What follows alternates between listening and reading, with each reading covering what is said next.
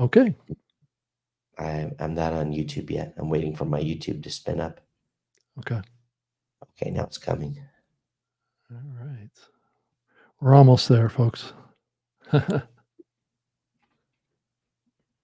got a cable that's causing trouble. Oh, there we go. Oh, come on, come on, come on. Yeah, YouTube can be a little slow.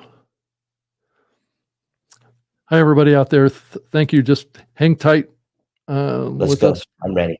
All right, let's go. Welcome to the new media show. We're back. Doing the new media show again. People are actually going to listen to this junk. We do it live. We're live right now. We'll just do it live. We're doing live. We're doing live.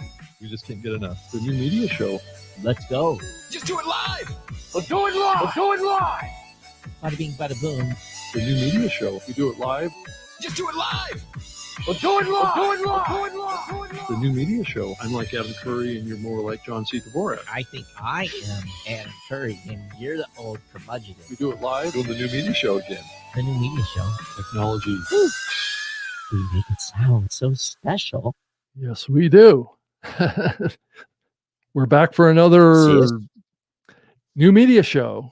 And yes, we are. And we are doing it live, just like was said in the intro. That's a very famous intro. Do it live. Yeah. And you know, it's and of course I'm remote, so I'm not in the studio, and I'm in a very echoey room with no carpet. Right. Bare. So it's like, yeah, it's only so much you can do with the audio when you have essentially a box, unless I wrap myself in in a towel or something. Wrap yourself in bubble wrap. So Rob, did you have a good Thanksgiving? Yeah, I certainly did. So it was relaxing, which is always a good thing. Around the holidays is always a good thing. So we're coming up on December too, but we're going to keep doing episodes of the show as much as we can.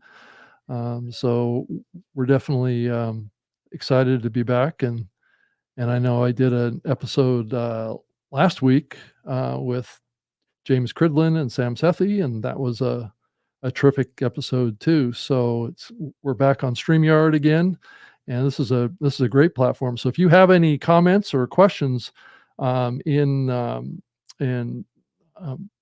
YouTube or LinkedIn or any of the platforms here, it'll show up in my comment thread here, and we can display it on the screen here. So if you have any questions or comments, we can get you involved in the show here, which is a little bit different than our normal show that Todd and I do. But anyway, Todd, I don't know if you wanted to start off with anything, or we can just kind of roll in to the news. Well, I saw this news about this new app. Yeah, that's going to allow listeners to skip the ads. And it's pre-built into the platform. So I just wonder what kind of technology they're using to do that. Well, it's kind of I'm sure that's going to go ahead. Yeah, it's kind of a controversial thing too, because it's almost like they're removing the ads. So there's implications for that. Does that mean that they're creating a cache copy, or are they running an algorithm that's looking for ads and just not playing them? Or there's a lot of speculation about exactly how they're doing it. But it was funny, the statement said, why opt out is no harm being done, right? Well, what it is it's kind of funny is that the situation allows them to get credit for the download. So in other words, what they're really doing here is they've made it so that it looks like everything's being played, assumed. I'd love to see the log files from a playback from this device, and we'll have to get on that once they we'll set something up and see what we can see. But it makes me wonder if they actually do pull all the bits and then just jump you to the next spot. It's the ad, and I wonder if it just jumps, because I can't imagine that they're not going to do any rehosting on these files. They're just going to make them such that so it's really unfair. you know, and you probably are legally liable if you know this company or this app is removing ads. I think you're legally liable not to count those Yeah. and report it. Well, that and also, I think generally the industry has been concerned about this kind of technology blocking podcast ads for a long time now. So it's interesting that this is happening, and I'm wondering how it detects what a host read is versus a programmatic ad, and maybe this is primarily targeting programmatic radio-like ads that actually have like maybe a change in the frequencies or but a host read ad is usually read by the host, so it's the same content, right, as what's in the content itself. So I'm not sure how they're doing that. So this may only apply to programmatic or dynamically inserted ads. In the end, though, if you think about it, Apple CarPlay lets you reach right up and advance 30 seconds. Yeah, Most of the to apps on fast your forward, phone has right? the ability to fast forward. So is this really any different than someone hitting fast forward? I think Fast forward, right? it is in a sense because they're publicly saying that they're doing this. So I don't think there's anything to get too excited about because number one, are they even going to get any market share? Are they going to? Well, yeah, that's even another layer to this because they're charging $5.99 a month, $5.99 a month Oh, to yeah, get access to non-starter. the platform. So Yeah, no, non-starter, $6 a month. You kidding me? yeah, so they're trying No to way. extract value from being an ad blocking platform from their listeners, because they think that they're going to save listeners all this time and all this kind of stuff, and I that's don't think worth they understand how right, listeners support podcasts. right, right. Yeah, that's true. Did That's they true. I even mean, talk to Did they even talk to listeners? oh, I'm sure they didn't. This this sounds so much like a contrived business model that it doesn't make a lot of sense actually. Well, Because no, they're putting I in mean, a lot nobody's of. going to sign up Go for ahead. this, right? I don't think anybody's going to Yeah. sign up for this, right? Well, except for the shows that are preloaded, Yeah, yeah. and then those shows may come in and do a cease and desist and ask for their show to be removed.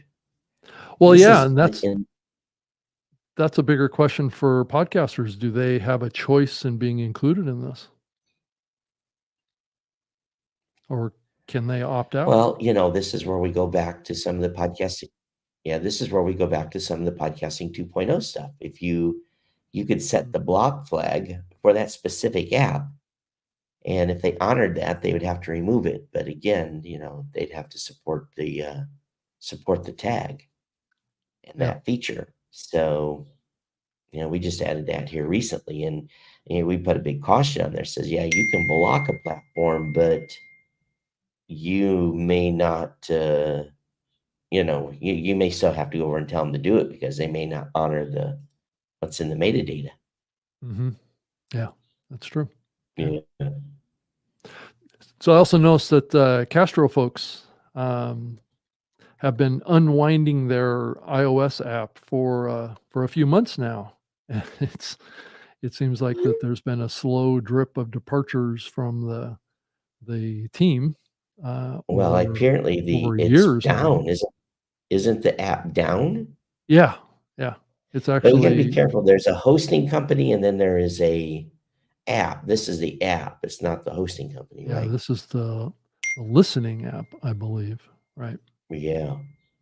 So So I would imagine this company is probably either going to get sold quickly somewhere for pennies on the dollar, or it's just going to get shut down. Would be my guess. But it looks like there's an exit stage left going on with the team here over the last couple of years well, actually. So it is the season. Historically, we've seen podcast apps and platforms, get close to the end of the fiscal year and start looking at the math and say, okay, this isn't being viable no more. And we're going to end operations in December so that we can close out our tax books for, right. do I have to carry into January? To January. So Right. This is the time of the season when this stuff kind of happens. Yeah. Yeah. It was So funny. Yeah, it was funny. The quote here, it says Tiny Capital, which I guess is the owner of or the investment company that bought Castro. Um, the co-founder was quoted as saying that he removed podcasts from his phone in 2021 because they made him anxious. So not quite. oh, that's funny. That's kind of weird. Makes So you anxious. Wow. I guess because maybe he owns a company that's not viable. Is that how it's making him anxious? I Or don't does he know. even know? Does he even know he owns a company that does podcasts? Yeah, yeah, yeah. One of those So, venture firms that owns, 500 properties, and maybe they don't know what they have. so I saw that Apple and Pod News has put out their top shows from around the world for 2023. I don't know if you looked at that, and then the top I, 10 podcast hosts too. did we So, make the list? Oh, did we um, make a show make the list? well, I don't think so. I don't think this show made a list. I did notice that it made the top 2 of James Cridland's most favorite listened to podcasts. Oh, So good. that's so I guess the podcasting 2.0 podcast with Adam and Dave took the number 1 spot. We were second. Oh, but yeah. okay. Well, cool. I would expect so. I think that Adam and Dave show's pretty good too. So Yeah, I mean, really, the fact this show came in second although we're is not kind lit of. live today because Oh, I'm down a computer. oh, okay. Well, you should. Didn't I should let me I know didn't. how to lit and live it because I took some heat last episode for not lit and Oh, living you it. did. So Well, they're yeah. probably going to take heat from me today too because Right. we Yeah. need one extra box here to. Yeah, so I don't like traveling with 2 computers unless I have to. Yeah. So these And stats go that ahead. came out, like the top 10 genres in podcasting, the number 1 in this overall stats that came back from Apple was that the true crime genre was uh, and its equivalent, I guess, to the culture category is the top 10 is the first Mm, 2 of the top 10, and then comedy is number 3, and news is number 4, education is 5, health and fitness is 6, business is 7, 8 is society and culture, politics is 9, and unknown. That's always an interesting unknown. category, the unknown Yeah. category. I've always How liked can that it be category. unknown? Apple knows everything. How can Um, it be unknown?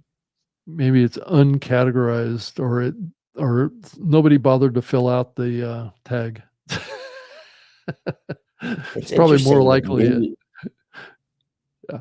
It's interesting that news is number 4. Yeah. Yeah. Well, Huh. we shall That's see on kind of a that one, right? surprising one. Yeah. Yeah. Well, I think it's the area. I I don't know. Is it a news source that is more reliable?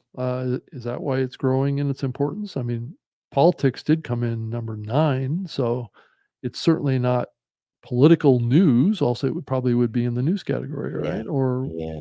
would it be? I don't know, but it's interesting. In Huh. the top 10 podcast hosts, it looks like as far as the hosts that hosted the largest shows, that's kind of I Oh, thought this yeah. was what the calculation was, but it And said Apple said this or yeah, James did yeah. this?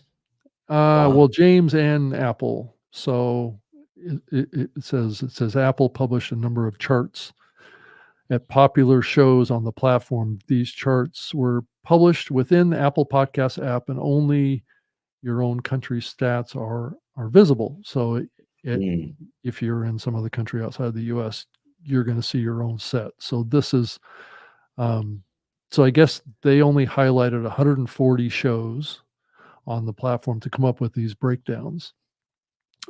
So the number 1 hosting platform is Megaphone with 15 shows. I guess number 2 was Simplecast. Number 3, which was tied with Simplecast, was Acast with 13. Omni Studio had 12. Spotify for podcasters surprisingly had 11 of the top shows, and Himalaya or Examalay had 5 of. That's really surprising in the 6th spot. So I thought that was that Chinese hosting platform. Right. So they're actually pushing stuff out there too. And then tied with that one was Sound On, and then Art 19 had 5, and then one called First Story at 9, and then 4 are unknown. There's another one of those unknowns. It was the same unknown at the bottom, right?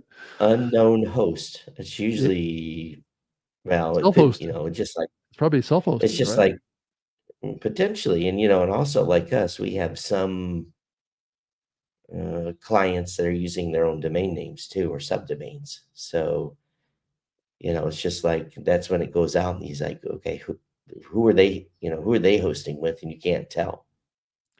Yeah, I think that this top 10 podcast host ranking was interesting because Yeah, in the top list are platforms that are owned by big media companies, right? yeah, yeah.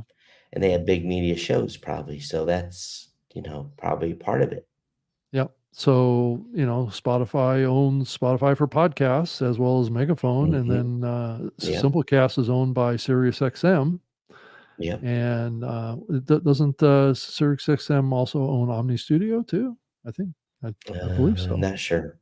Or is Yeah. that Triton? That could be Triton, but anyway, and then Art 19 is owned by Amazon. So if you think about So, most of these, they're what all big was the companies. purpose of that list? Was that to cause people that want to be a top podcast think they need to be over on those podcast hosts? What's the purpose of this list? Well, that could be the result of it if everyday podcasters are paying attention. Is the only thing about that list is that some of those platforms, I don't know that it's that easy to get on for a podcaster. I think they're, Yeah. I mean, like a The only Megaphone. easy one is the Megaphone's the easiest. Yeah, and I would say that Spotify for podcasters is the Right. easiest one probably. But most of the rest of them, Omni Studio probably is to some degree. But I think it's interesting that this list is comprised of the players that it is, and it does symbolize definitely a shift towards the bigger platforms hosting the bigger shows. I think is what But so was Apple help them come up with that list of shows? it's what it looks like. It That's came what it from said. Apple. It came from Yeah. Apple, Oh, right? Which wow. which kind of surprises me that there's 4 unknown shows and Yeah. podcast hosts on the list. Yeah. Yeah, it is a little weird. And then on the language side, it says English, of the 145 shows, it says 45 of them are in the English language, 19 of them are in Chinese, Huh. 10 of them are in Portuguese, 10 of them are in German, 10 in Spanish, 9 in Arabic, 8 in French, 8 in Japanese, which is Oh, this is shocking. explaining a lot here. 8 in Swedish, 7 in Korean, and 5 of them none given, and 1 Norwegian. So thought that was So it makes sense because, I heard, how many was it Portuguese for? 10. 10. So, and people are like, what 10 shows in Portuguese are in the top 149 in the whole world? And people have never heard of them before. Well, because You each know? of these countries, US, Australia, Brazil, Canada, China, France, Germany, Japan, Mexico, Saudi Arabia, South Korea, Sweden, Taiwan, and the UK all have this is a compilation list from what I gather. Yeah. Yeah. So it's interesting. So it's pulling from all those markets. So I could Yeah. see a show, in 8 shows in Japan showing up in Sure. the list, right? Because they're Yep. showing up in that ranking list. Yep. Yep. So, but it's weighting And them their based shows, on others, right? and you've just never ever heard of the show because it's Japanese. Right. And And you're then, probably yeah, never going to listen to it either because you won't that's understand right. a word it says. Yeah. Right. And then it says, and then by They said, Apple Podcast channel. So there's a channel breakdown in here too. so what did the Arabic one come in at? How many? 9. That I'm not surprised. And then There's French was 8. 500. I think, what is it? 500. How many Arabic speakers in the world? I used to know this number. It's huge. Oh, it's 500 million or something like that. It's at least or probably, maybe, right? yeah. It's a big Yeah, I number. think the one that I that's- was, I think, shocked at the most that there was 19 Chinese podcasts. So Well, if you think about it, though, I bet you, if we looked at those, if we knew what those shows were, I bet they were education shows, because that's what's big in Japan. I mean, in China, and of course, Yeah. that's probably why that one Chinese podcast hosting provider made it on the list. What was it, Badu or whatever? uh, it's actually the same company that launched Himalaya in the U.S. Oh, yeah. I forget what it's called. Yeah, I can't You pronounce yeah, it. you read it off, but so they got a channel list too by channel. Right. So that's Apple podcast channels. So Yeah, it's like yeah. number 1 was Wondery. Number 2 is RTL. And then looks like a couple of networks out of Scandinavia. And then one called Mike's and iHeart Podcasts, Mamma Mia, the New York Times, Perfect Day, TBS Podcasts, and Audio Chuck, and Dateline NBC. So RTL. RTL, yeah, I think that's what is that? I can't remember off the top of my head. It's Where they're interesting to me located. that Wondery is still number one. You don't hear a lot coming out of them. Yeah, that's an Amazon company. Yeah, So you don't they, hear too much coming out of that camp. It's pretty quiet. yeah, I guess they had 4 entries from Wondery. So they've got a big team over there. They got a lot of people working on podcasts at Wondery. So, right. So anyway, that's what's going on. I'm sure we're boring our audience to death here. I think we have to get into more controversial stuff, Todd. No, this is just kind of good stuff to go over, and Yeah. just it's interesting.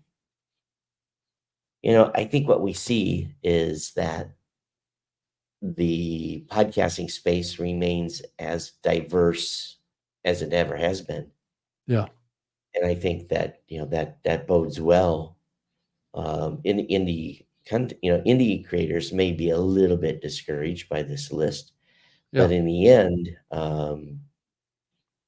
I think there's a huge number of indie shows that I would kind of term indies that are still being very, very successful in their Yeah. own right and doing very, very well.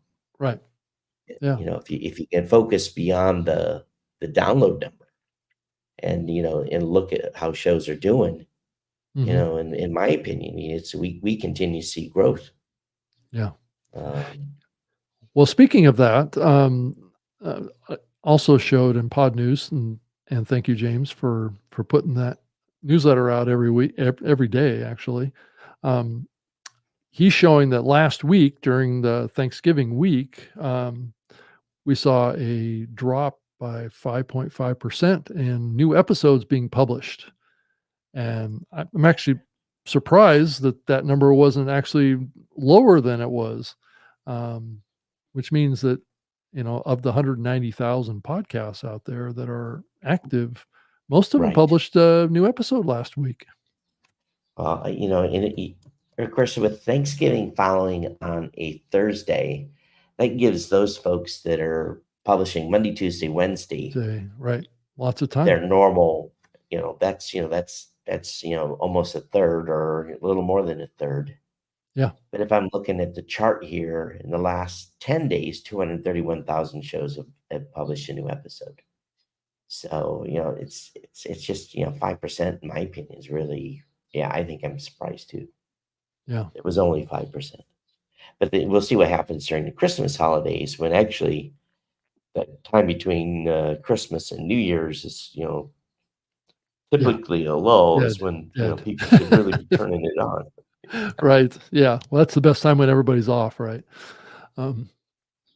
So I did notice that, speaking of you, Blueberry launched a premium podcasting tool this week. I mean, you keep charging ahead with features and functions on your platform, and that's exciting to see. Yep, yep. So we basically, it's been on the to-do list for a while, and we finally kind of broke a threshold of number of customers requesting it. And then what we did is we did something kind of cool. Since we have the Apple Podcast, Apple Premium Delegated Delivery, Mhm. what we did was, if someone is doing hasn't already a premium show on Apple, they can, at the same time that they publish their Apple Premium show, they can publish their Blueberry Premium podcast Oh. at the same click. Oh, okay. So there's basically two upload boxes, one for Apple and one for Blueberry Premium. You can set the rules on if it's going to be early release, or the rules for the release can be the same.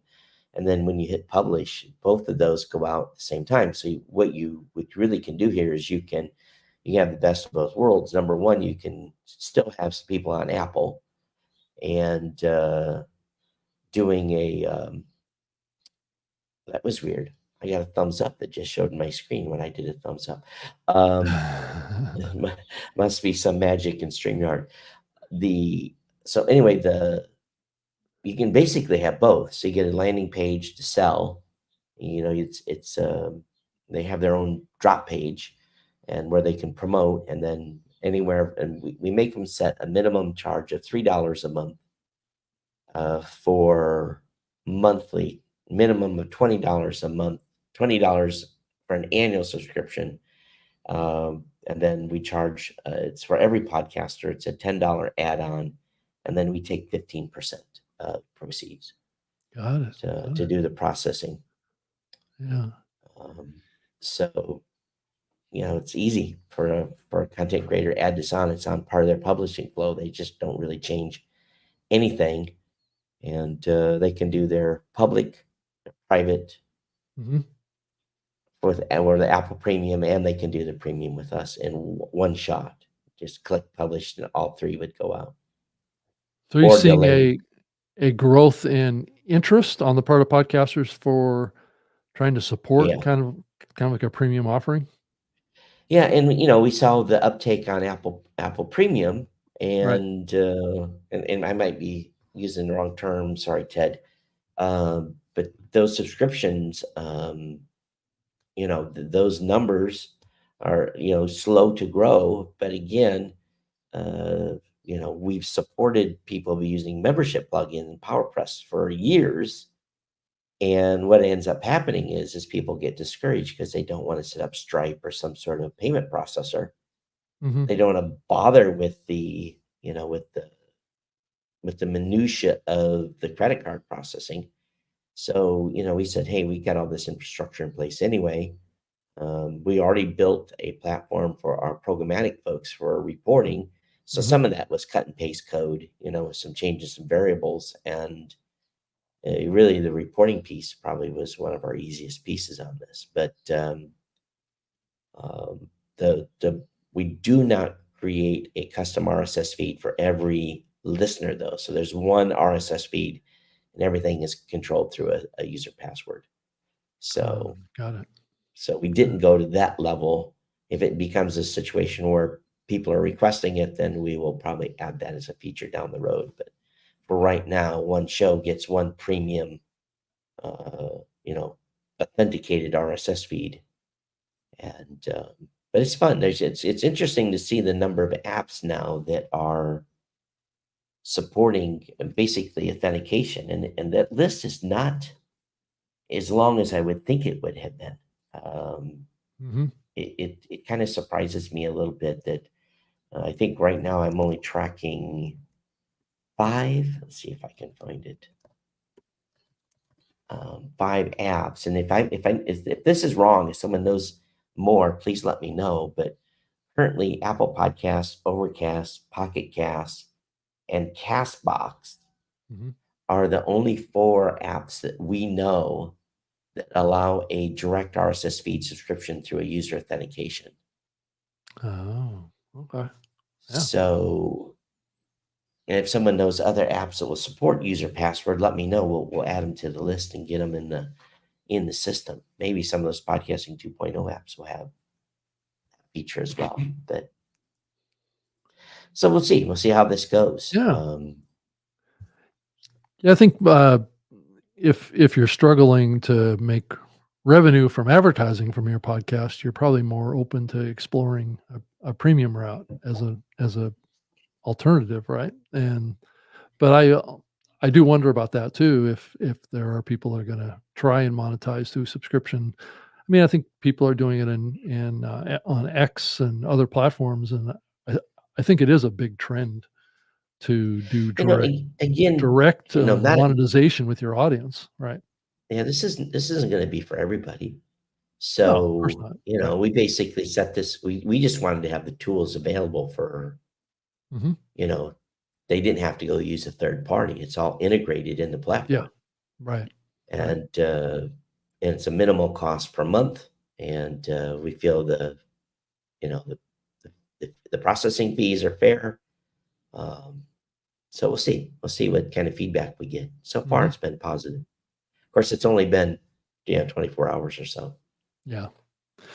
Yeah, I did notice that, I guess Google has basically enabled OPML exports for Google Podcasts. So if you have a bunch of subscriptions in your Google Podcast app, I guess you're gonna be able to get them out and be able to export them in an OPML file, and a lot of people probably listening to this don't even know what an OPML file is, but that goes back Right. to the very early days of podcasting when when um, when we were very focused on RSS, right? So there was this derivative of RSS that Dave Weiner had come up with as well, and it's basically the same concept. It's basically a list of potentially RSS feeds, right? So Yeah. so you could have multiple RSS feeds in an OPML file.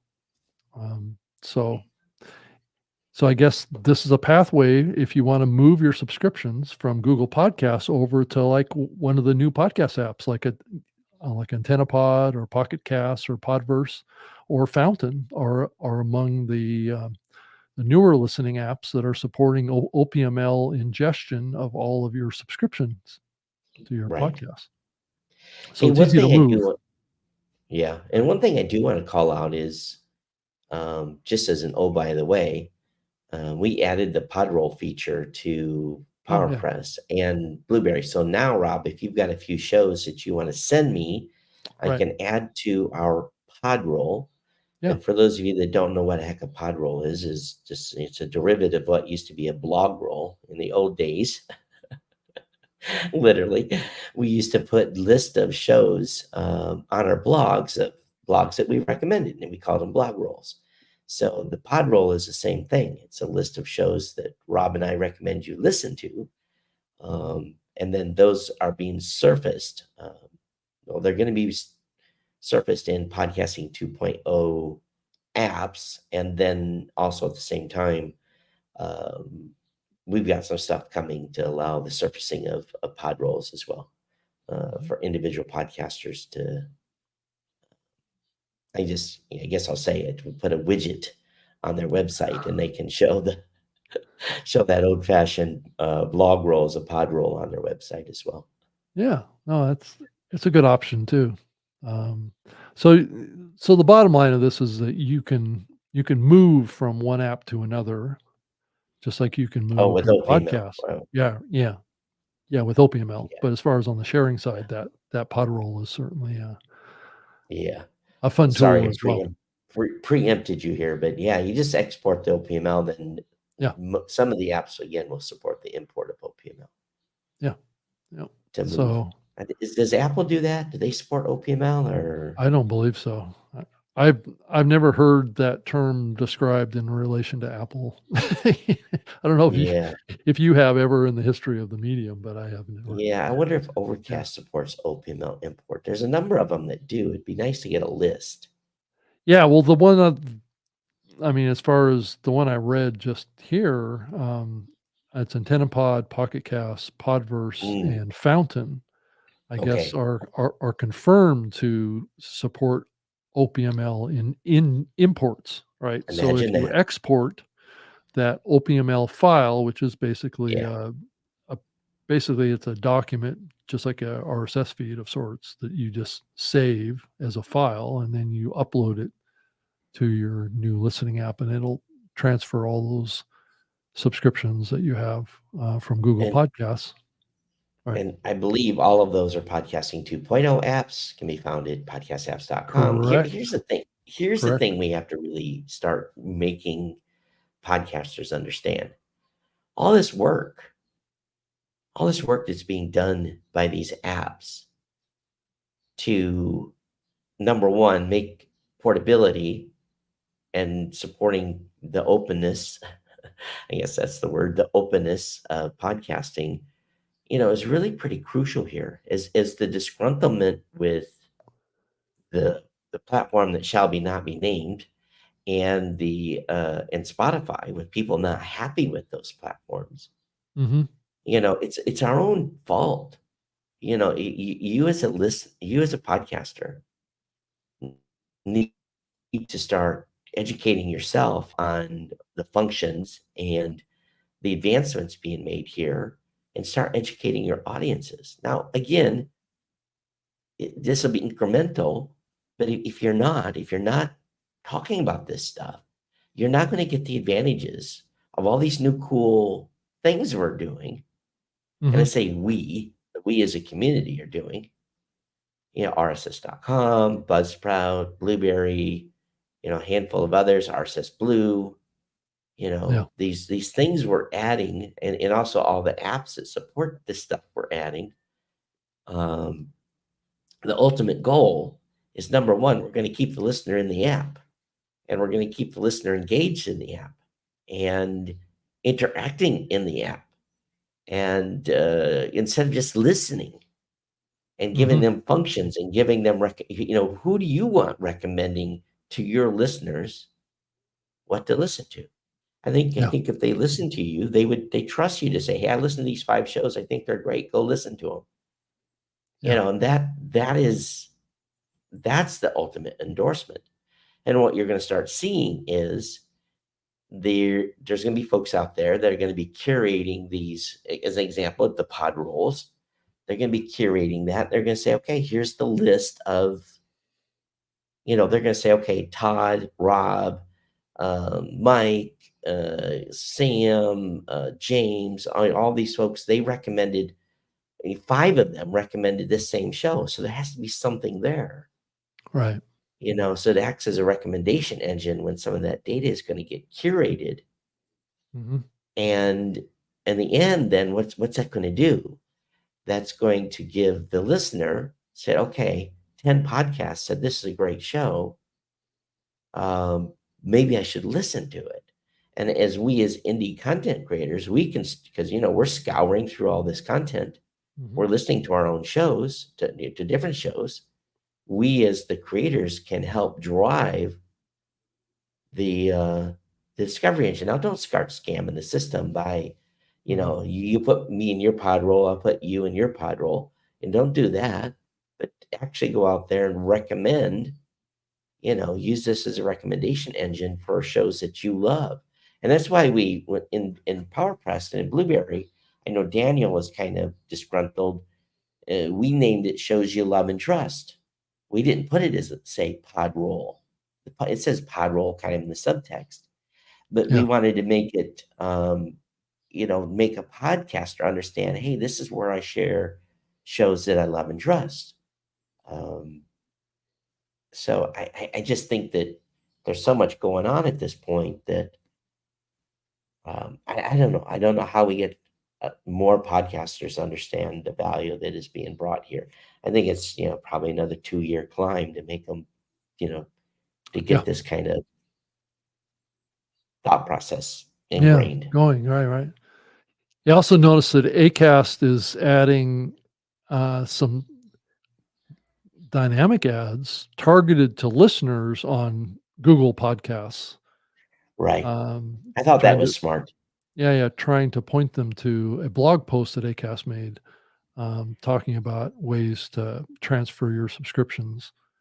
And actually, I think that's pretty brilliant. I might copy that. Well, really, all they're doing there is they're looking for that user agent. And Well, I when that think user agent yeah, hits, then they feed them that file with that. But we're gonna have to get the podcasters to actually implement that. Say, hey, this right, is a feature right, you can use. yeah. So, yeah, because I mean, if you think about it, the Google Podcast platform has what driven over 2% of the downloads, Oh, right? it's good. I think with us, it's even higher from a global average, Yeah. just because So, we had such high Android adoption before. all those subscriptions, it's really in the best interest of the whole industry to try and work together to try and shift those subscribers over to new platforms so we don't lose those listeners and lose those downloads. There's an And this economic is why, interest. Right. and again, we go back to we kind of did a refresh on subscribeonandroid.com Right. and went through and made sure the list was current of apps that are currently supporting, and it took a few off that hadn't updated and some stuff like that. So, again, there's a resource that we've made public available for the space to use for years, where you can provide a potentially one-click subscribe function on your website for Android users. So it doesn't matter you don't have to tell them to go use a specific app.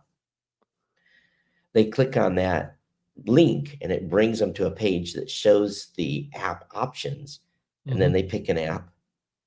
And from furthermore, once they click subscribe on Android on a website or on a page, like they would Apple Podcasts, similar to that, then the app that they have pre-selected will preload from the henceforth, and you'll have one-click subscription into that specific app.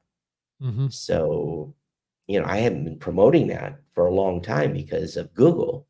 Mhm. So now I guess it's time to get people to start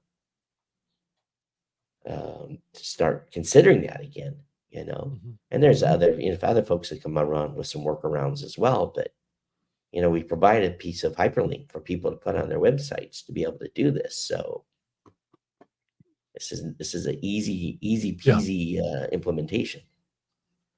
Yeah, I guess, there's discussion that's bubbling, I guess, from overseas talking about this, this concept that I think we both have known for a long time. There's not much money in podcasts is the comment here. That we all know, and where there is money to be made is in the USA. So, that's the comment coming out of an article, um, that was published by, a gentleman by the name of, Will Page, and he made this comment that, I guess the PwC Media Outlook, report that the U.S. podcasting advertising market is estimated to be 1.8 billion, compared to just 60 million in the UK, 50 million in both Canada and Australia, and 2 million in the tiny country of New Zealand. So you can see a big discrepancy between, of course, if you're comparing those markets, you're also comparing countries that have very low numbers of citizens, of population. Well, It's a whole different let's scale, be right? fair though. Let's be fair. UK, considering the country size and number of people, number of citizens, you would think that spend would be much higher. Right. Why is that, do you think? Is it just because those markets are less mature because they haven't been pursuing the monetization as long as Uh, the US has? Or is it is it maybe something more because structural? are they Right. more radio centric? There's not as many indie content creators. Yeah, Um, I think that all yeah, factors into it, right? we pulled the trigger. We're going to go to the London show, and so I Yeah. guess I'm going to get a feel for the first time what that real market's really about. We Mhm. did one of their kiosk things. Yeah. So I just I don't know, and I um Yeah, you have to look at the number of podcasts originating out of those countries too. Yeah. How many podcasts are actually originating out of the UK or the Netherlands? I think you said was one of those countries. New So, Zealand, New Zealand. right. So it was 60 million in the UK, 50 million in combined in both Canada and Australia, which we've all perceived as being strong podcast markets, right? But they haven't necessarily been strong on the advertising side. Yeah. Well, I have a friend has a show, true crime show, syndicated in Australia. He has done very, very well here in the United States, but his syndication deal that he did in Australia has been not great. Yeah. So it may be an indication again, I think maybe, Australia is a big radio dominated market. Yeah. Some of the challenges that we've had executing campaigns for Canadian companies is depending on where they're at in Canada, the requirement to do both English and French versions of ads, and making sure that the right ad is served to the right audience in Canada. So we haven't had any. I think by default, most advertisers kind of know that if they advertise in a US podcast, that is going to cross over into the Canadian market. And a lot of those products and services are available in Canada. So it's a freebie. They don't have to Right. pay for it, but they get Right. that percentage of listeners that hear that ad that is, largely American products that cross over. I don't think that's the case so much as in Australia. Yeah. Just because of the, basically on the opposite side of the world. Literally. So Yeah, I think the bigger question is, are those other markets going to catch up proportionally to the US in monetization? And I've also wondered about this whole concept of, is it like you were saying earlier, those are more public radio type markets, and the market has always leaned that way in how they look at podcasts as well. So maybe that limits the commercial success of podcasting because of its linkage with more public radio stuff, which hasn't, I guess, historically been as aggressive around advertising as what commercial radio has been here in the US.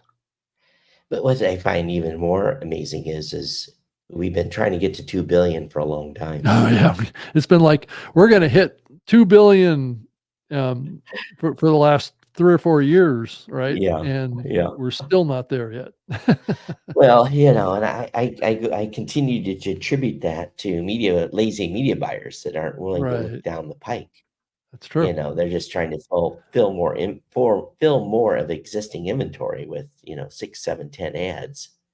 And they're playing it Versus, safe. I mean, all these buyers are yeah. playing it safe, and especially with these brand safety and suitability platforms growing in popularity, that can either be a good thing or it can be a plague on the industry. One of the two. I'm not quite That's a plague. sure, entirely if it drives more advertisers in because they feel more comfortable, or does it drive more advertisers I don't into think it. buying into I don't fewer think. numbers of shows? I Is don't what think it changes the number of people coming in and buying ads. I think it's been an industry issue for years right. that there just hasn't been complete crossover of radio and television and print into podcasting. Hmm. If you did a side by side, and that would be a good thing, is to have a list. If someone could produce a list of every, let's talk at the national level, every national advertiser, and put that list on a wall. Yeah. The Geicos and the Fords of the world, put that list on a wall, and then look at the radio, the national advertising done on radio, not the local, Right. shop that's selling cars, Right. but the national reads, and then compare that to a podcast list and see what that ABC comparison would be. I think that would be something very astonishing to look at. Yeah. We didn't even have to look at the spend levels. We just look at the comparisons. Is Geico in podcast? Is Ford in podcast? Is Chevy in podcast? And I think most of those answers are right now no. Mhm. And you look at the amount of money that Ford, Geico, and all those groups are spending. Mhm. Uh, Yeah. I mean, I don't know, the brand safety stuff, it it's a conflicting thing. To some people, I think it's a benefit. To other people, it's a hindrance, to growth of advertising. I think the advertisers feel safer about it, but I'm not sure that podcasters, more well, broadly feel that it's good for them. I guess if you're weren't we doing talking? brand safe content, it's probably good for them. Weren't we talking a few weeks ago about some study that came out that basically said that brands are playing it too safe? Yeah. Yeah. Yeah, I think that's a factor here too, is our brands playing it too safe and limiting the amount of reach that they can have in podcasting because they're so hypersensitive towards their brand image that they Or lose out on ROI or on things that they're doing like that. or is the real truth is they're just not advertising. It's not a Yeah, brand or is safety this a issue at all. reason They're just to pull back, right? yeah, they're or not, maybe no, it's not even that. Maybe they just don't have it as part of their buy. It's not because of brand safety. Why isn't Ford advertising a podcast? Why? There's got to be Right. a reason, Maybe it doesn't work for them. and potentially, Yeah. Well, I think this conflict between brand safety and brand suitability, I think there is a little bit of a shift away from that concept of brand safety yeah, yeah. into thinking of it as brand suitability, because then you start getting into contextual relevance, and evaluating that instead of looking at it from like a political lens, which does fall into that safety Well, terminology. let's look at it. Let's look at it under this lens. What if, and my graying out around my head is a little weird. If you look at, um, let's just hypothetically say that every show that is offered advertising, every show Mhm. is being looked at for, let's just call it brand suitability.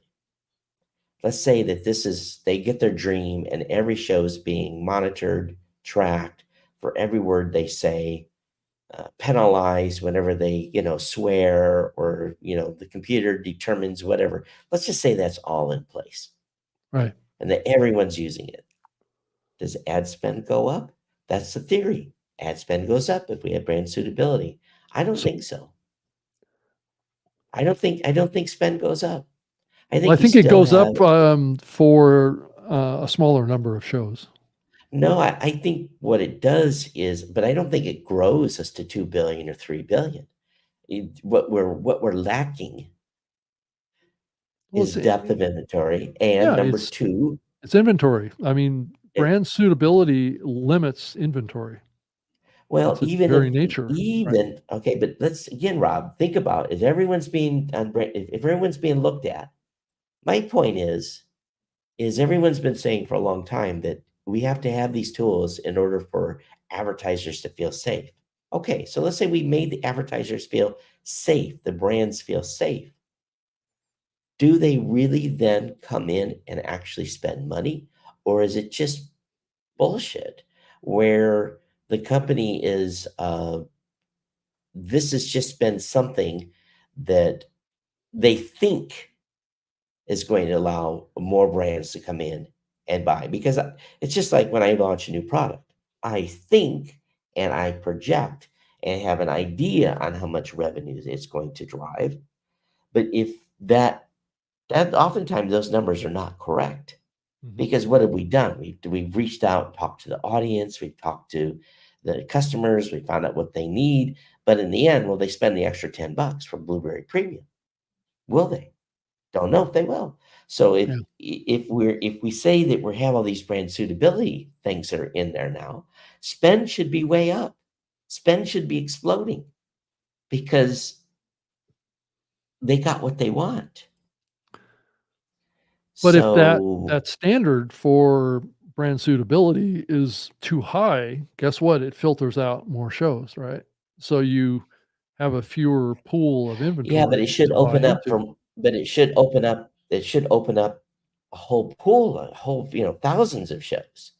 But I fundamentally, don't think it does it'll though. I never don't think it happen. opens up Correct? more shows because I think they're only analyzing shows that they're probably interested Right. in buying into But the already, problem right? is, the ultimate problem is there's still only so many top level shows. Right.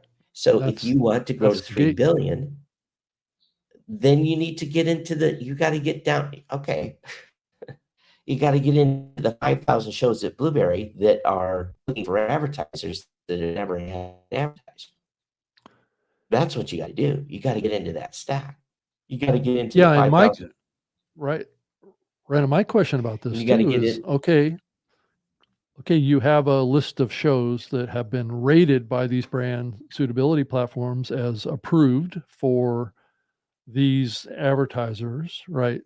Does that present an opportunity for a higher CPM because those Well, shows are deemed as safe or suitable? you got to get them to buy them first. Well, I You know, know, but I mean, it's almost like if it doesn't drive up CPM, then who's really benefiting from this? I mean, a show that puts themselves under scrutiny like that, and oftentimes well, the shows don't even know they're being put under well, that scrutiny. the advertisers feel better about themselves. They feel safe.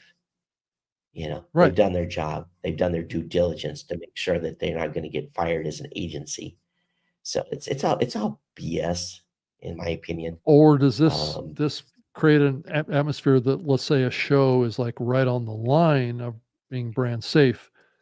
Does that present an opportunity for the advertiser to come in and say, "Well, we'll buy your show for half of the CPM because we're not sure about its safety"? I don't think so. I don't think they apply it that way. I think that it's a yes or no on shows. Yeah, yeah. Well, I that's think it's a yes or that's no. I true. don't, again, let's say all these things are in place. I think the industry has a ultimate issue of not enough advertisers are interested in buying podcasts. I think Well, that's then the what ultimate.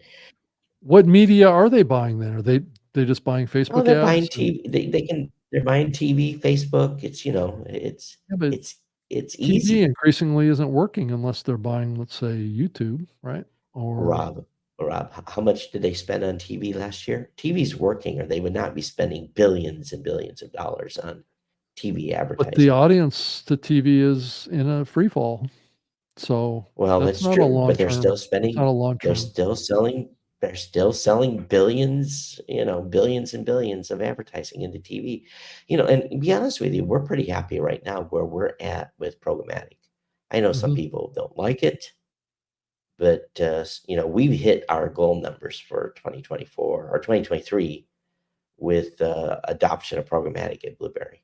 I'm very, very pleased with the numbers that I looked at the latest report, and we hit another benchmark, hit a KPI, and I'm really, really thrilled. So ultimately, we're now putting money in podcasters' pockets that would never, and I'm talking about tens of thousands of dollars a month that we're putting in podcasters' pockets that would never have gotten a dime in Mhm. advertising. Right. Now, I know the podcasting 2.0 folks are saying screaming out loud, but again, we're about options. We're about giving podcasters options. You can go the donation route, you can go the value for value, you can go the Patreon premium route. There's lots of options now. And I think that's the key is that whenever a podcaster decides they want to throw it at the wall and see if it sticks. Mhm. Uh, oh, this Yeah. ad. Yeah, did you see this ad on, it looks like a subway train. That's what it looks like. It does Or a podcast promotion in the wild. For those of you listening, Rob is showing a yeah. advertisement for Football Ramble. This must be in the UK, right? Because Uh, football doesn't have to be serious. Where was this yeah, scene? there is most definitely a soccer ball there. Yeah, yeah, it is a soccer ball. Right, right. So, So this must be in the UK. yeah, so, this is pretty aggressive podcast advertising here. If you're running like a display campaign on board a subway train, probably it looks like it's maybe in London or something like that. That's what it looks like. Yeah, so what's the company logo that's in that? Can you zoom in and see what that says? Is it in the bottom? No, no, no, no. So scroll down or scroll back up. You see Okay. the bottom right of that? There's a logo there. What does that say? Let me see if I can. Does it start with an S or Here, let's see if I can maybe scroll just in. maybe do a control plus or something? Yeah, I can do that here. Hang on. Maybe that's easier. I kind of went crazy, I 'Cause I'm guess. yeah. So you went to a mobile view. Well, I think it's up here. It's Yes, just I just wondered I wonder what the company is that did that, you know? right. I think it's down. Is it down here? Yeah, Yeah, it's there it is. down. Yeah, Looks like it's looks like Stack, maybe. Stack. Oh, interesting. Never heard of them. Yeah. Yeah, I thought it was interesting. It says that oh yeah, Stack Football Oh, yeah, Rumble. Ramble. STAK Ramble, right. Um, was spotted at the Bakerloo train, I guess, in the UK. So Oh, it's, in Britain. yeah, So, right. what does an ad like that cost to put Uh, in a subway? yeah. It's probably 5 figures, I would think. Yeah, I like their tagline off to the left is because football doesn't have to be serious. Okay, they're pretty serious about their football. I know they are. That's what was kind of funny about. So I guess they're Yeah. implying that the podcast isn't so serious, right? Well, maybe it's a little comedy on, football. It is Football Right. Ramble, so maybe they. Yeah, right. That's true. Yeah. Hmm. So anyway, I thought I would show a podcast ad because we don't see that It's often these days.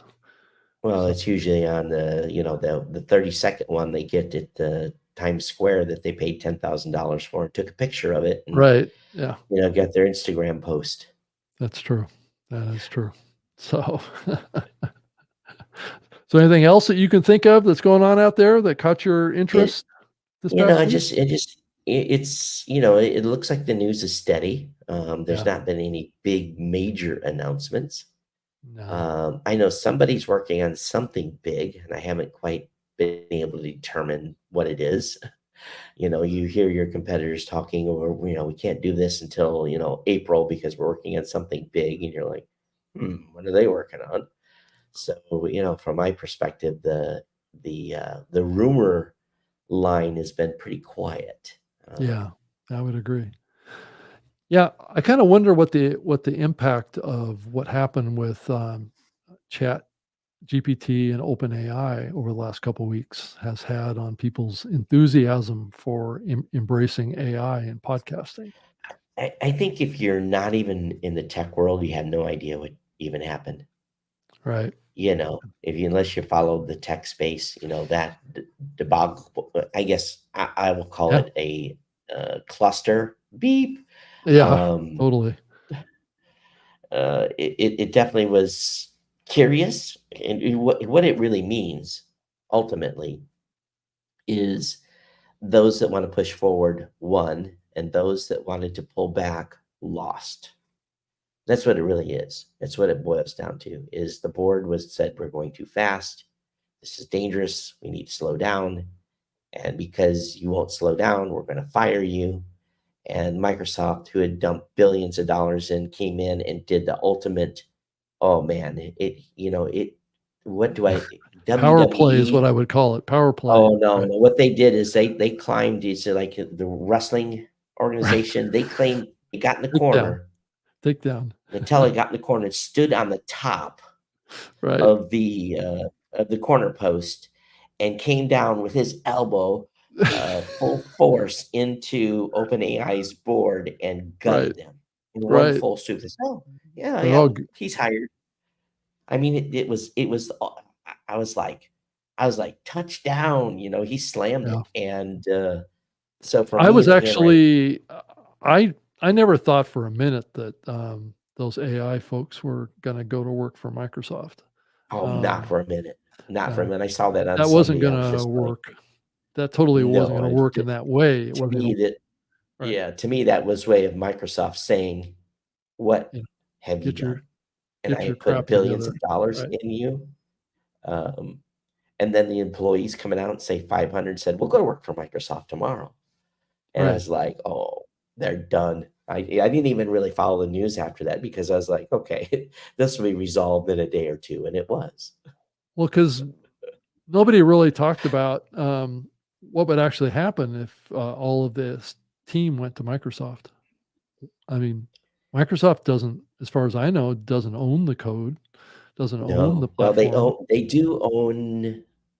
Well, they've Yeah, I think they licensed it. own some of it. Yeah, I think they have access to the model. But Right. what it really would have done is, gutted OpenAI. Yeah. Yeah, they would have been it could have, for those of us and here's the thing people have to realize, and I say it again, be careful on what you build your castle on. Right. If you're gonna build your model, this is I shouldn't be giving advice here, but I was very specific in how Blueberry's designing their AI integration. Mhm. I'm not going to be locked into any platform. I'm going to be able to flip a switch and change to a different model. Mhm. I'm not gonna be beholden to OpenAI or Anthropic or any of those platforms. Right. Um, Because as you saw, things can change very quickly, very and you've got a quickly. problem. Yeah. Yeah. And this is where probably people that are building their own models are saying, well, we're good. And there's been some companies that have pulled back Mhm. on some of their AI implementations because it hasn't been very good. And this is the challenge that all of us are going to be up against is in the early days.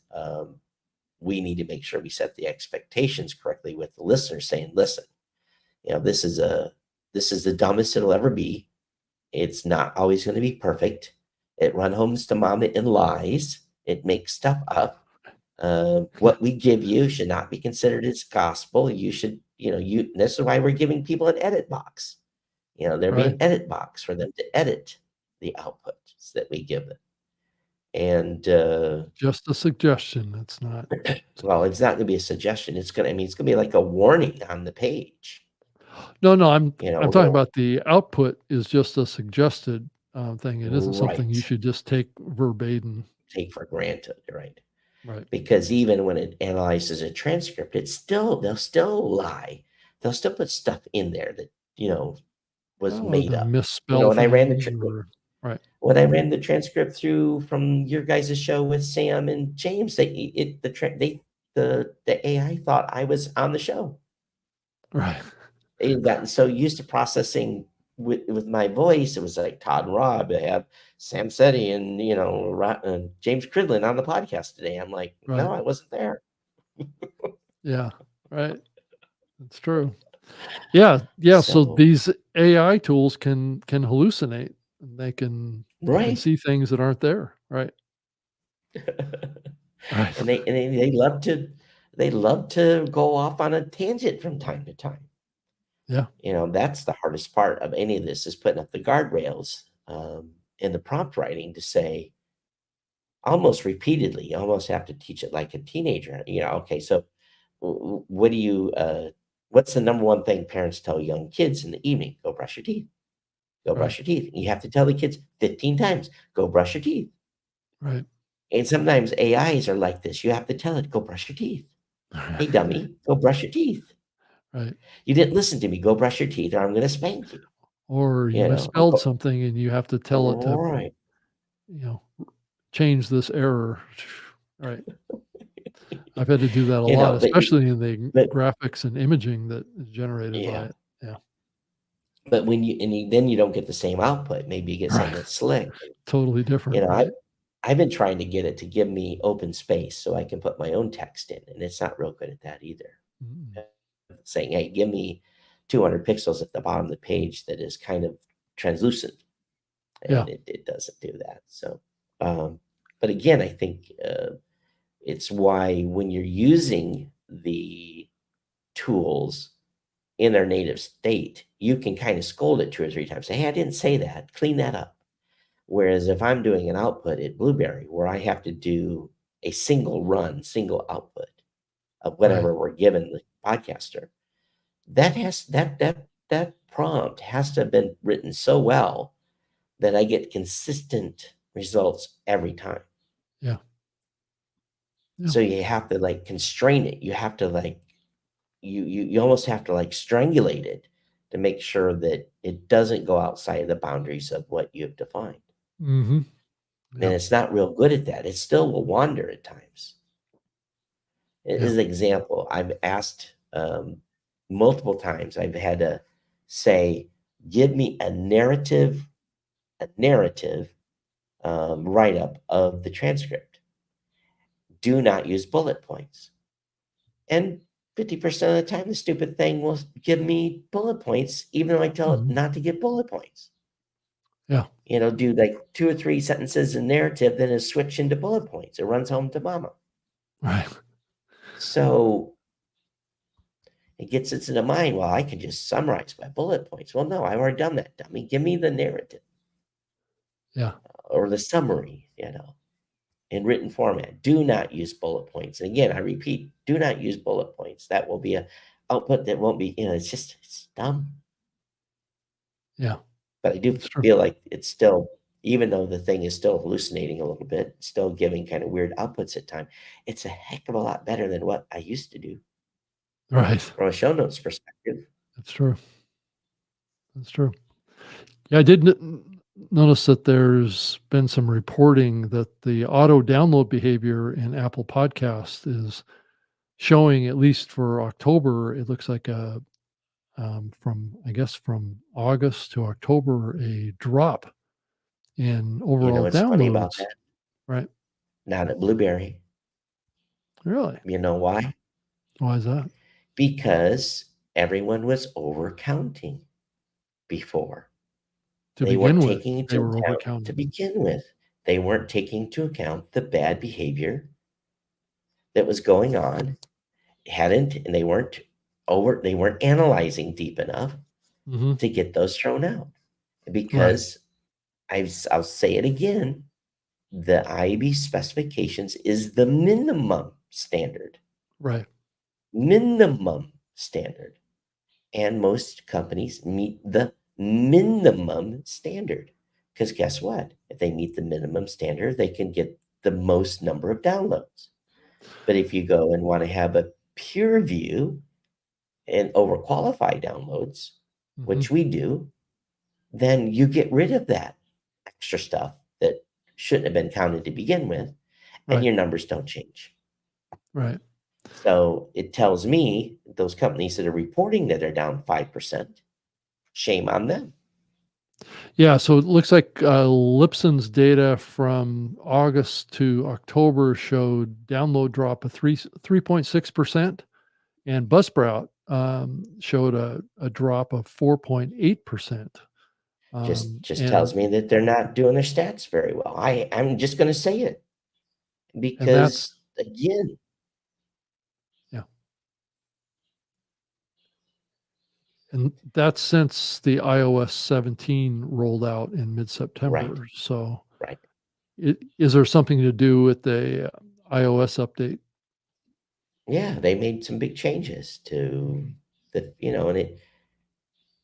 and Apple got some feedback and made some changes. Mm-hmm. So, Yeah. they publicly said what they've done. So I'm just going to leave it at that. Yeah. So I think that as an industry, I've maintained the motto from day one when Angelo started building the stat system at Blueberry. I said, I don't care what the number is, as long as I know what the number is. Get rid of the beep, get rid of the crap. And we do our best to do that. Every once in a while, something slips through, a couple of weeks, we go in and add a filter for, and we go back and reprocess. So reprocessing is expensive. Yeah, but Todd, is that decrease due to changes in the methodology of Apple Podcasts, or is it? I don't believe it's a change in how the hosting platforms are analyzing that data, is it? I mean, it sounds like from what Well, you're saying is that your platform took what the changes were that Apple had made, and somehow you guys didn't see the impact of it.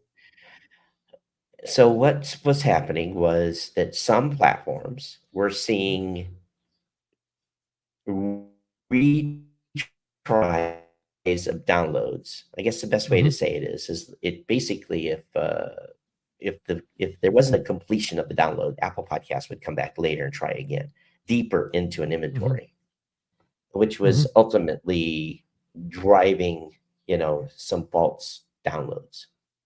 And it appeared there was a download. There was enough 1 minute of the media was delivered to count it, but then it would come back a couple of days or 24 hours or 10 hours later or whatever and try to download that same file again. So that was where this extra was coming from. And that's a simple way to explain it. But the thing is, if you weren't looking long enough of a period, again, there's a 24-hour window that everyone is certified to. Right. But if you look at a longer window, we've known forever that, and as a matter of fact, this is one of the main things that happened during one of the very, very early IAB battles, where we were all in Las Vegas and they were putting spreadsheets on the wall, literally, taping it to the wall, and they were looking at data and, hot, sweaty bunker room with 30 people in it. No one quite yelling at each other, but it was, a very heated discussion. It was very, very clear that when you have a device and an app, let's say it's an iPhone, and you have Apple Podcast, and you are subscribed to the new media show, and it comes out and it downloads that episode, you don't see that again, rarely, on the same combination of phone, IP. Rarely does it. I think when we did the study, we would see the IP a second time for just the IP, not even matching user agents or device agents. We just by tracking IPs, we maybe see the IP maybe 10-12% of the time. We'd see the IP come in a second time and grab the same file. But when you get to the third time that file was grabbed by that same IP, that number was like 1/2 of 1% or something. It was ridiculously small. So, and that's not even doing IP/agent matching. That's just pure IP matching. It's looking, and it's, there's a lot of IPs out there behind universities and blah, blah, blah. Well, no, there's not that many. Right. So, and you just put that in an override list. I guess that's the best way to say it today. And then those shows can, be counted. Those downloads can be counted multiple times from, behind, a class or a university that is funneling stuff. But, what happens when this all goes out the window if anyone ever truly implements the VPN stuff that Apple's done? But that's a whole nother discussion. So why didn't we see a drop? Well, it's because I overprocess. I overqualify the downloads. I look deeper than just 24 hours. So would you say generally your numbers are typically lower than your competitors? Is that what you're saying? Absolutely. Yeah. So all for that sure. did was kind of level things up of sorts. Yeah, potentially, yeah. Yeah. And another thing too is if you're on a redirect, the difference can be pretty astronomical. If you're with a hosting, okay, let's say that you are hosting at Blueberry. We measure your statistics with your hosted data, hosted delivery data. But Mhm. if you're using a redirect and you're not hosting with Blueberry, that difference could be 5 to 13% lower than what a hosted log file processing will look like. So Wow. people that are Okay. on redirects are just invariably handicapped because we can't qualify. And I'm sure I've never heard PodTrack or any of the other folks come out and make a statement on this, but I've been public about it, Mhm. is that we just can't qualify some listens. We can't. So we have to throw it out, and we have a Yeah. model. Yeah. If you can't, verify it or have confidence in it, you have to throw it Well, out, right? really what it is. It's applied to a model, and because it just passes through, right? I say boom, boom, it's gone. And so we have a model that we've compared where we take every app, Apple Podcast version 16, 17, 14, and they each have a model applied against it. And Mhm. we know the behavior of that app when we see that user agent and it's applied to a model. And that's why having the redirect was so difficult. It's very difficult. Mhm. And it's a model we have to continue to revalidate. I think legally we're required to do it every 90 days, but I think we run it every 30. Oh, okay. Interesting. Yeah, to validate, because we basically take A/B data and make sure that the model's still bringing the numbers in the way it should be. Because Yeah. every app's a little bit different. So Todd, as we look to the new year, I think we're coming into December, which is typically a time when the whole industry is flooded with Mm, predictions for the next year, right? I'm sure each one of us is going to be asked to contribute something to something about that, yep. right? What's coming, and this is probably the year that I'm as probably uncertain about the future as any time, and that's saying a lot for me, given and both of us to some degree. If you feel the same way, I think the path for podcasting has, for me, has been pretty clear over the years. It's been pretty steady, growing and doing well, but we're in this weird kind of limbo. I don't know if limbo is the right word. It's more like it's just kind of like there's so much uncertainty around what's going to happen, right? And I think AI is like one of those wild cards that's there. I think this brand suitability safety is a wild card that we don't really know how that's going to play out in the market. I think just the acceptance of content by audiences is a little bit up in the air to some degree. This convergence that's happening, or reconvergence might be a better way of saying it, between audio and video, and the definition of podcasting being kind of pushed towards being expanded, has created a lot of, in my mind, a lot of uncertainty about the medium and what it's going to look like, even a year from now. I don't I know. don't think there is uncertainty about the media. I think there's just different potential Or the consumption medium, trends that are happening. or the medium The itself. Is that medium, what you're saying? yeah. Right. Yeah, so I think ultimately, I'm looking at the bottom line, and 2023, while we're keeping the green line above the red line, it definitely is a year that has been, um, it's been pretty flat. Yeah. I think the economy is, driving this. Driving things in a big, big way. And I understand there's some fundamental things that are, I think from our perspective, we feel it's this, big shift. I don't think so. I think the average consumer that's consuming podcasts, again, don't care where they listen, as long as they listen. But I think we definitely need to make sure that we're doing our jobs as podcasters to protect open RSS. And Yeah. if we're not, and I say this very in a foreboding way, if we're not protecting open RSS, you're giving up the farm. In a couple of years, um, you know, Google has not been necessarily a great friend of podcasting this entire time. And Yeah, I would to tend to this agree with point, that generally. Right. I think they have good intentions, but I don't think they can be trusted. Yeah. Spotify, they're going to become more desperate. So what's going to happen there? Are they going to start running more ads around your content that you get nary a penny for? At what point do podcasters wake up and understand that Spotify may not be the best platform to push their listeners to? You can't tell the younger podcasters anything because they know it all. So Right. me to say, hey, you should be pushing your podcasters to a podcast app, and they're like, well, I listen on Spotify. Well, fine, until it isn't.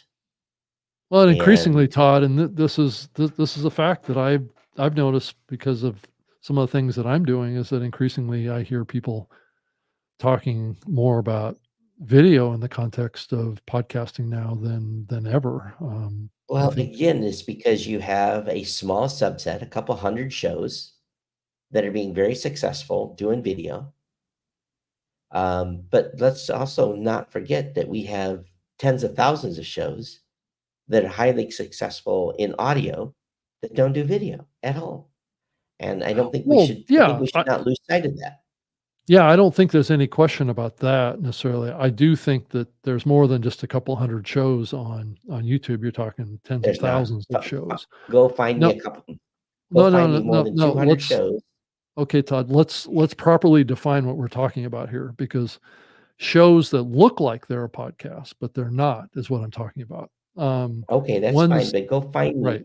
okay, but go find 200 that call themselves podcast on YouTube. Just go try find more than 200 that are actually doing well. Well, I'm not sure that's the right way to look at it. I think the right way to look at it is, are there shows on YouTube that look like a podcast, calling themselves a podcast, their audience is perceiving them as a podcast, but they don't do RSS? Oh, That's there's plenty. right. Oh, there's plenty.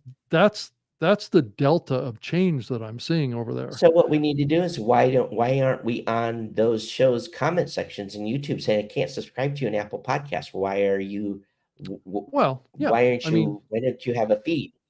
that's a that's a reasonable ask. And then there is that subset, like you say, that are doing YouTube as well as doing an audio podcast, But again, that are even in if there we as well. That's right. but even if we just look at all of them, let's take everybody. Right. Those that say they're podcasts and are not, technically. Let's just leave that word, just say technically. Let's go find those shows and count them. Count how many there are. So again, I think Tom Webster was right some weeks ago where he said that this small number of shows, very highly popular shows,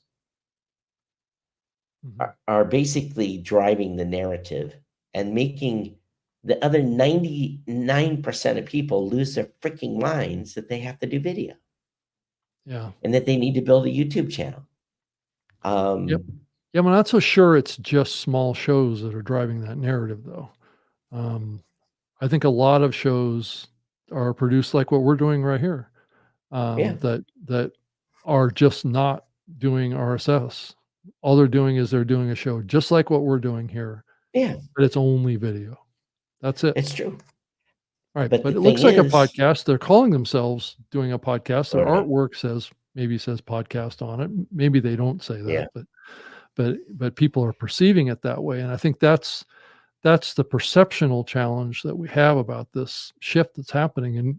And So let's be honest with you, YouTube is playing right into it. yeah, of course. So what we have to do as podcasters, as listeners, is every time we see a show that's on YouTube that's calling itself a podcast, go look for it in Apple Podcasts or on Podcast Mhm. Index. If it's not there, ask leave, and if you follow this podcast, quote unquote, in Yeah. YouTube, this YouTube channel, then start badgering them. So I think that the We have to do bigger it the other way around. I think the bigger opportunity is trying to figure out ways that we can leverage creators that are wanting to create primary video content to be able to take the audio from that and get it into a podcast feed. Yeah, of That's course. the challenge that the industry has. I think before it, as we move into this next phase, is the hosting platforms need to do some more work to get integrated in with like StreamYard or with Riverside or with Well, these that's other up to platforms. StreamYard. StreamYard has to integrate with us. We have a Yeah. full-blown API. Right. No, So agreed. There's no question on that. And I think, sure. you look at Libsyn or you look at some of the other companies too, there are active APIs and it's really the same kind of integration that's happening with like Hindenburg or with, So um, what I you would know, tell you then, Rob, is to go back to StreamYard folks and say, hey, we'd love to have StreamYard to be mhm, an embed right. on Blueberry.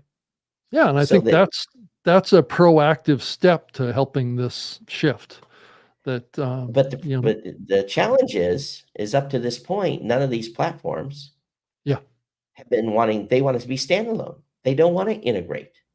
right. They Though don't want to integrate.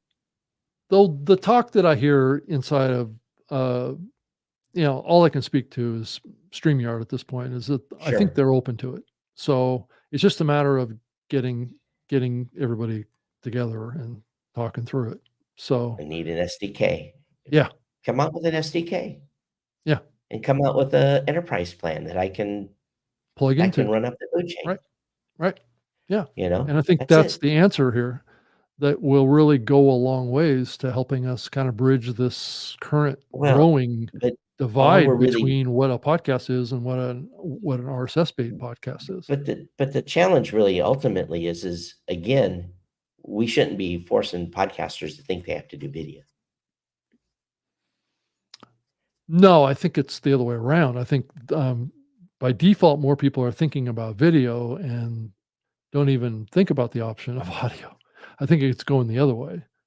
Oh, well, And that's I not a good we're trend for I think podcasting. well, ultimately, I think we're a little too close to this because, we do both, but at the same time, I see the data, I see the Oh, I know. Yeah, and right. audio podcasts are growing. They're growing at the fastest rate they've ever grown because basically there's fewer shows and Yeah. the same audience is here. And I think that So, these video creation platforms need to be thought as a compatible companion to podcasting because as we both know, podcasting and video have been neck and neck with each other since the beginning. well, you look So at, trying to again, isolate video from podcasting, I think in the long run is kind of not but not if what you we go should and be doing.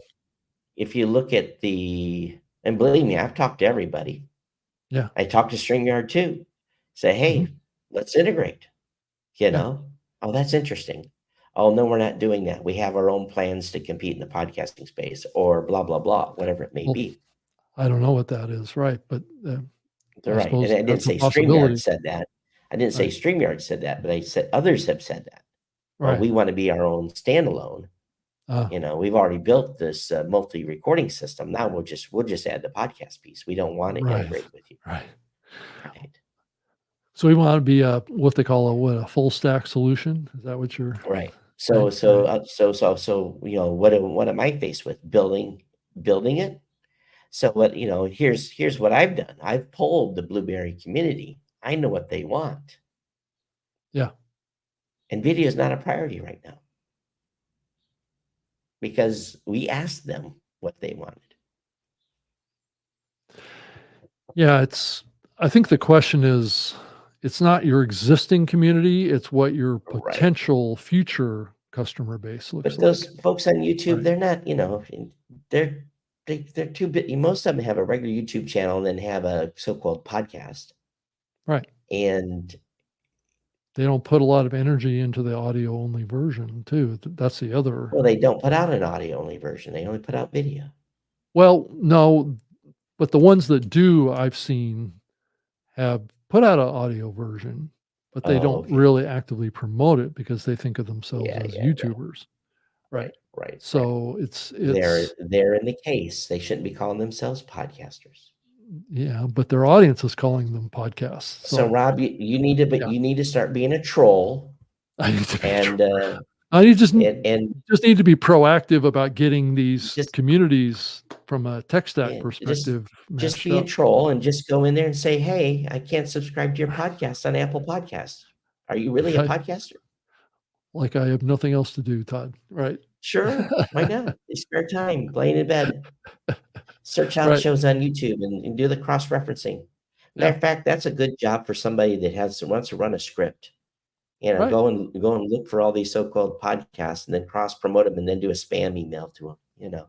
Not that I'm condoning that, but Well, and that's why getting a relationship with like a StreamYard type of a platform, then they can actively promote that as an option to their current content creators that are creating for YouTube or LinkedIn or Twitter or all the places that we're being seen right now with this program. So, I, yeah. I I think look most at it people more are as an using, opportunity for again, podcasting. Right. yeah. Yeah. Yeah. Well, we'll see.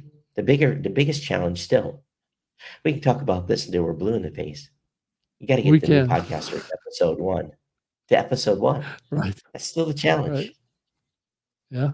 Getting Yes. them to episode 1 is still the biggest hurdle. And getting them beyond episode 7 is the other challenge. Yeah.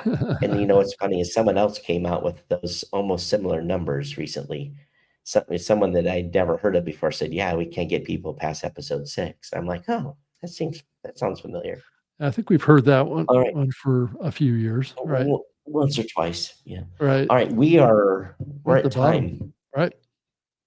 Yeah. So And Rob, send me the audio and video on this if you would. I will. No problem. All All right. right. And but we need to talk about something after we go offline. But everyone, thanks for being here. I'm traveling next Wednesday, so unless Rob wants to do a solo show, I probably or we do a late show on Thursday or something Yeah, I could probably next do a week. show possibly next week. I could try and round up a guest or something. So And if you can't, then we can do a show Thursday. I'll be yeah, in a I hotel mean, room Thursday morning. and would you prefer to do it on Thursday? Potentially, yeah. Okay. As long as we get an hour that's not ridiculously early and not ridiculously late. Well, it shouldn't be too So bad because you'll be in the same time yeah, zone, right? Yeah. yeah, same time zone. My train out of Chicago is like 5 o'clock or something like that in the evening. Oh, it is. Okay. So Yeah, yeah, so it probably would have yeah. to That's the reason why. be a little bit of a different Could time. be well, Yeah. it could be in the morning or something. But anyway, Yeah. Okay. okay. All right, Let's get Todd. out of here. Thanks All everyone. right. Okay. Appreciate Thanks, everybody. newmediashow.com. Follow, Yeah. subscribe. Yeah. I'm geeknews@gmail.com or Todd@blueberry.com, Rob. Yeah, and I'm on Twitter as well at Rob Greenlee, and you can go to my website robgreenlee.com. I'm posting new articles up there too about all sorts of topics, and I'm doing a bunch of podcasts. I'm doing a live show tomorrow night, podcast tips with Rob Greenlee on the StreamYard channel. So it's 7 p.m. Eastern time. So always everything's about podcasting around here. So. Thanks everybody, and thank you so much for watching, and we'll catch you next week, probably either on Wednesday or Thursday, but likely on Thursday. So thank you. Yeah. Okay. All right. Bye.